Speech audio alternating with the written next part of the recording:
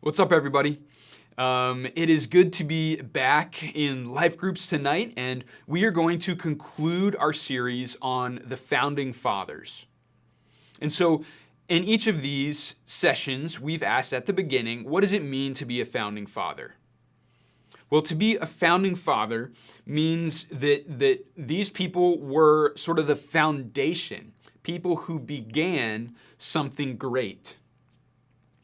So God used many people, men and women, to do this. He used many people to create the foundation for our own faith. And in this series, we are looking just at three of those people. We've looked at Abraham and Jacob, and now we're going to conclude by looking at Joseph. And so I want to give you some time in your life groups to read more about Joseph's life. Is this someone you've heard about before? Maybe you've heard of him when you've been in Sunday school or been to church. But I want to give you a few passages to read and answer a few questions with your life groups.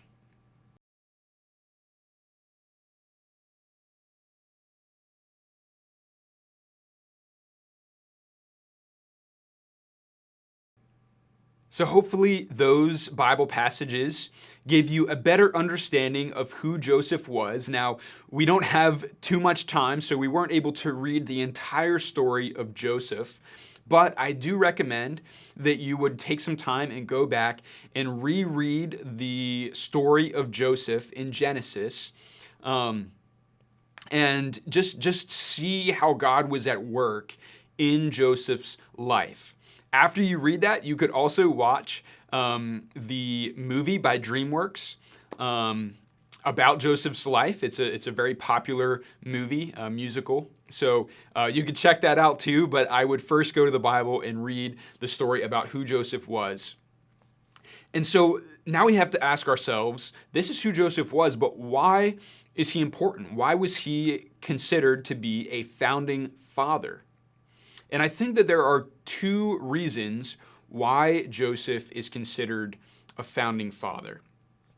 And the first one is that Joseph's story foreshadows the true and better reality of Christ. Joseph's story foreshadows the true and better reality of Christ. See, Joseph's story is not about you. So many times we look at these Old Testament Bible stories, some of these famous stories with characters that are portrayed in movies, like I mentioned, and we create analogies between that character and ourselves. That we should be like Joseph, or that Joseph was favored and so we're favored, or something like that. But I want us to know that that is not the point of Joseph's story. In fact, not only isn't it about you, but it's not even about God's providence and love in hard times. Now that's a theme, that's one of the takeaways from the story, but that's not the central aspect of it. The central aspect of it is that his story foreshadows the true and better reality of Christ and Christ's story and who Christ is. And so before we unpack that together, I want to give you some time to talk about that in your life groups.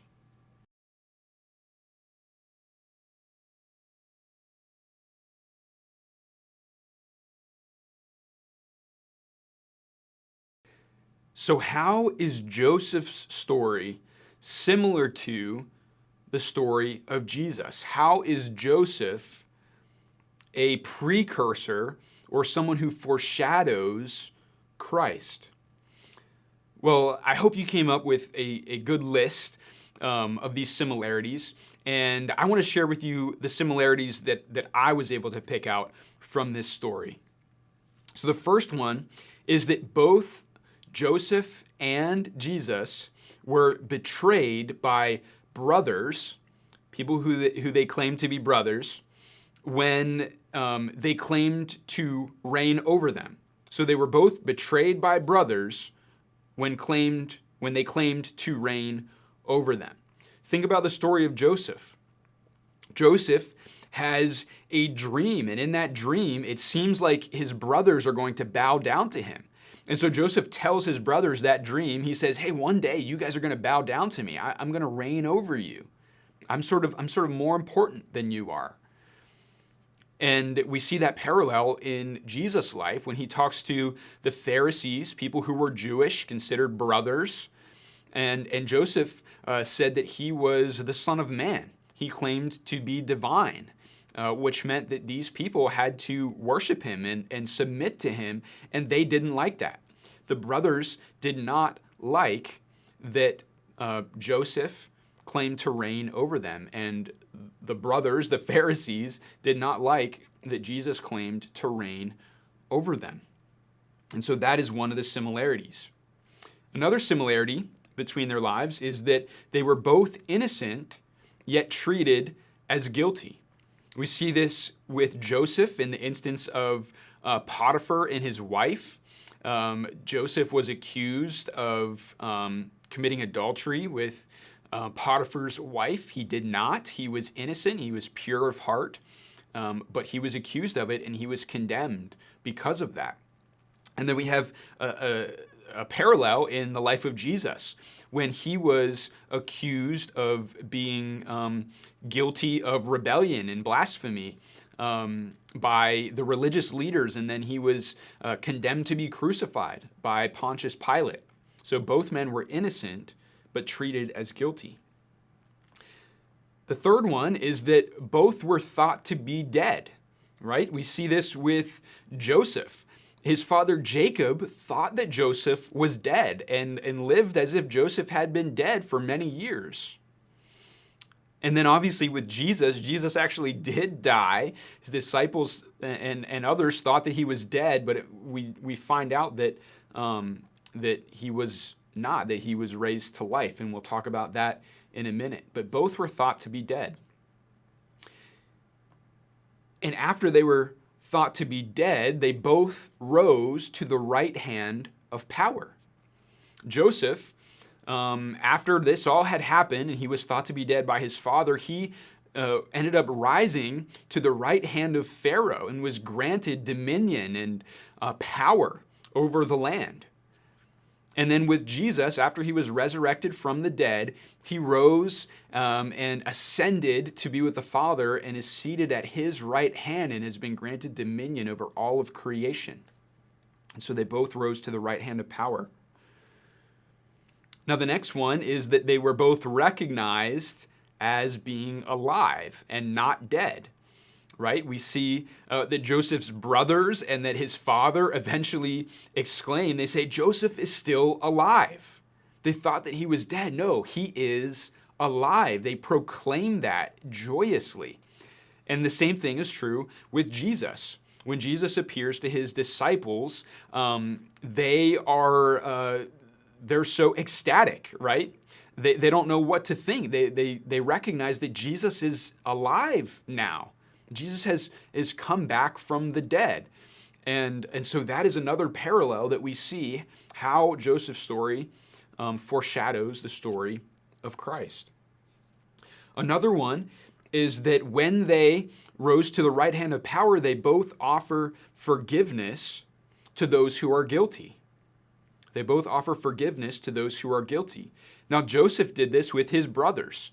Right? They came to Joseph and they knew that they were guilty, that they were not worthy of him for all that they had done, the ways that they had sinned against him. And yet Joseph forgives them.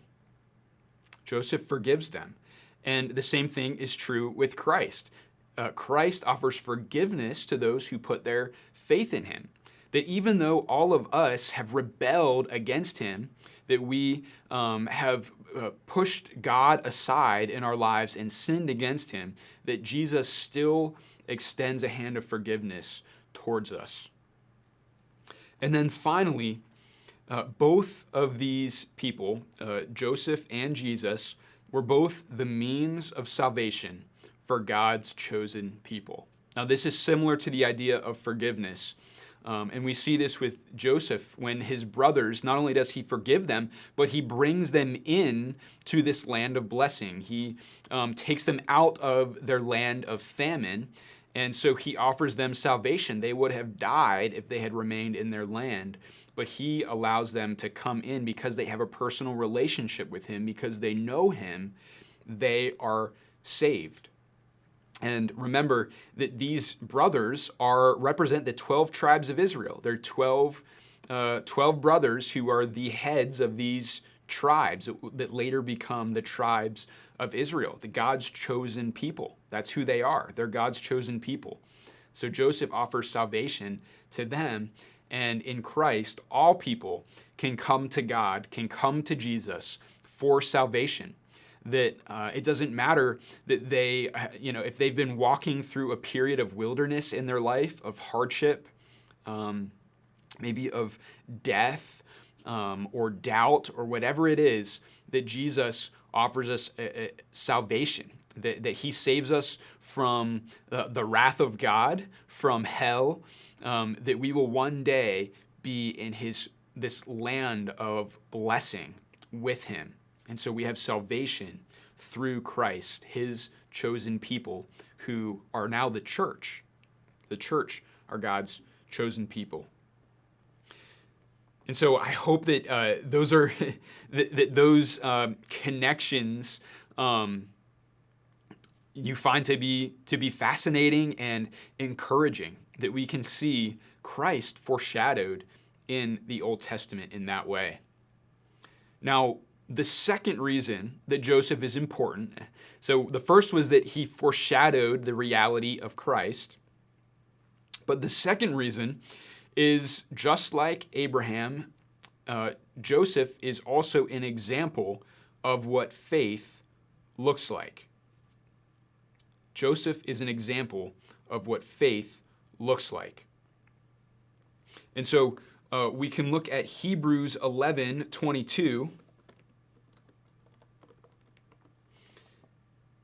And it says this. It says, "By faith, Joseph, at the end of his life, made mention of the exodus of the Israelites and gave directions concerning his bones." By faith, Joseph, at the end of his life, made mention of the exodus of the Israelites and gave directions concerning his bones.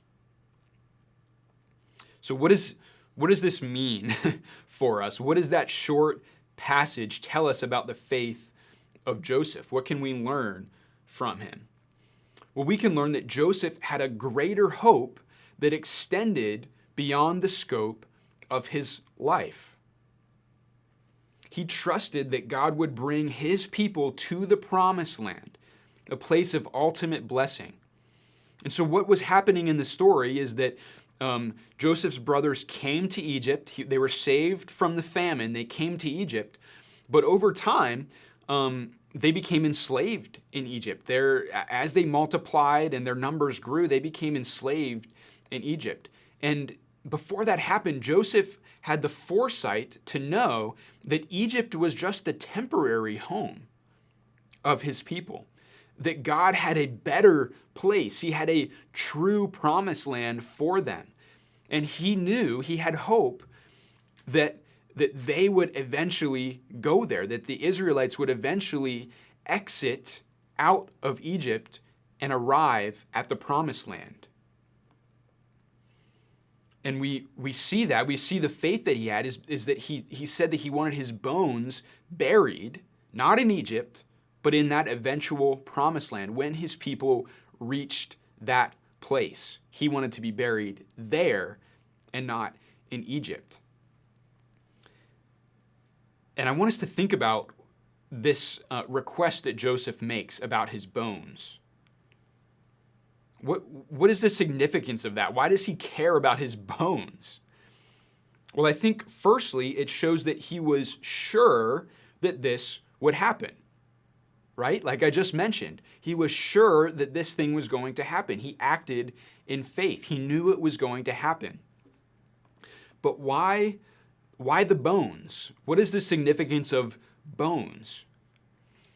Well, I think that there might be a couple reasons why this is significant. The first is that there was something special to him about being buried among his people in the land of the living, the place that God had promised.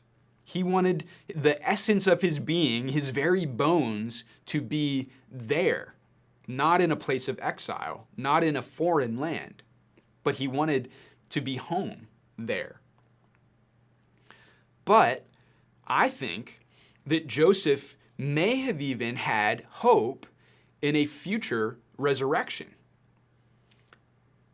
If his bones were buried, the significance of where his bones are buried, Joseph thought perhaps that is where he would also be resurrected, that's where he would be raised to life at the resurrection, and that he wanted to be in God's place of blessing. He wanted to be in the promised land. Perhaps that's what Joseph had in mind, that's a foreshadowing also of the resurrection. And so as we close tonight, I want to ask you, how sure are you in the fulfillment of God's promises? How sure are you in the fulfillment of God's promises? Do you believe that you will come home to God's blessings one day in your resurrection body? Do you really believe that is going to happen and be a reality for you? And if so, how might that impact the way that you live right now? And so we are going to conclude tonight with a few more discussion questions for you and your groups. But guys, I hope that this lesson has been eye-opening to you, and another way that we can see Christ in the Old Testament, how it all points to him. I hope that this series has been helpful to you, that maybe it takes away a little of the fogginess of the Old Testament sometimes as we read and interact with it, and that you can see how all of these men do point to Christ and are examples of faith to us. And I hope that's an encouragement to you all. So I'm praying for you guys. I love you all, and I will see you soon.